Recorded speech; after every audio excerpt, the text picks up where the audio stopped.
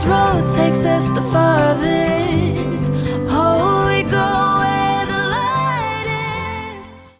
I'm often asked what trauma is, so let's take just a second and figure out what it is. So if we were to do it very simplistically, we would look at that there's three parts of trauma. The first one is event trauma, and that's what most people think of. They think of an earthquake, a flood, maybe a car wreck, maybe even a medical stay, something like that. That's event trauma. And then the next one's developmental trauma.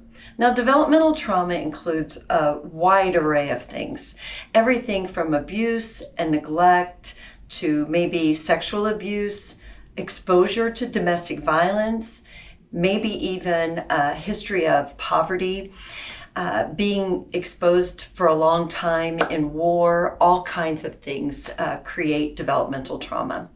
And then the third one is probably the one least known, and that would be complex trauma. Now, when we talk about complex trauma, what we're thinking about is human trafficking, something that there's layers and layers of trauma. So they may have experienced early abuse or neglect, but then they were trafficked, they were put into exploitation, prostitution, all kinds of different things. So that's complex trauma.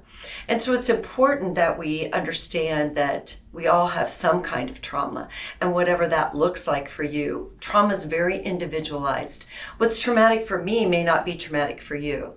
Let's think about years ago, that lady that drove through the drive-through and ordered some hot coffee, and she pulled out from the drive-through and she spilled it. Now let's think about that. That was an event trauma. However, for the rest of her life, maybe she couldn't go through a drive-through again. Maybe she couldn't wear jeans because that's what she wore when she spilled the coffee on her. Maybe she couldn't stand the smell of coffee ever again. So we need to pay attention to what's happened to people, not what they're doing. And that's one of the things that helps us understand and show up differently for those with trauma histories. Oh, we go where the light